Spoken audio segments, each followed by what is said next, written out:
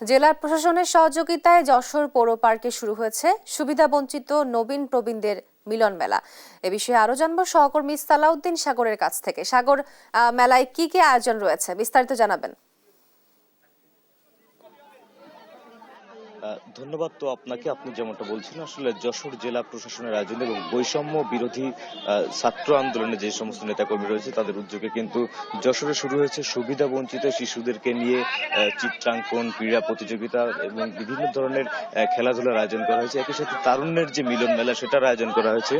আয়োজন রয়েছে সাংস্কৃতিক অনুষ্ঠানের। আমরা এখন রয়েছি যশোরের আব্দুর রাজ্জাক কলেজ মাঠে। এখানে আপনারা দেখতে পাচ্ছেন যে শিশুরা কিন্তু আসলে খেলার প্রস্তুতি নিচ্ছে এবং কিছুক্ষণের মধ্যে খেলা শুরু হবে। তো আমরা এই মুহূর্তে একটু কথা বলতে চাই বৈষম্য বিরোধী ছাত্র আন্দোলনের যিনি সমন্বয়ক রয়েছেন, যশোরের আহ্বায়ক যিনি রয়েছেন, তার সাথে যে আসলে এই সময় হঠাৎ করে এরকম আয়োজন করার কারণ কি?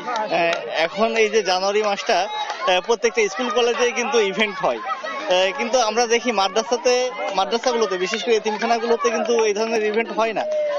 তো আমরা চিন্তা করলাম যে অধিকার বঞ্চিত শিশু যারা, তাদের নিয়ে আমরা এই ধরনের আয়োজন করতে পারি। তো সেক্ষেত্রে এতিমখানার বাচ্চাদের নিয়ে আসা হয়েছে এবং একদম সমাজের অধিকার বঞ্চিত যেসব শিশুরা আছে তাদেরকে সিলেক্টিভলি খুঁজে খুঁজে বের করে এক জায়গায় নিয়ে আসা হয়েছে। নিয়ে এসে আমরা খাবারের আয়োজন করেছি তাদের জন্য এবং সাংস্কৃতিক অনুষ্ঠান এবং ক্রীড়া প্রতিযোগিতা।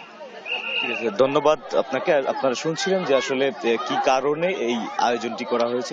আয়োজনটা অনেকটা ব্যতিক্রমী ছিল, সে কারণেই মূলত কি কারণে হয়েছে সেটা আমরা জানার চেষ্টা করছিলাম। আমাদেরকে জানাচ্ছিলেন যে আসলে যারা সুবিধা বঞ্চিত রয়েছে এবং বিভিন্ন কারণে অনুষ্ঠানগুলো হয় না, সে কারণে আয়োজনটা করা হয়েছে। এই ছিল আমার কাছে যশোর থেকে সর্বশেষ।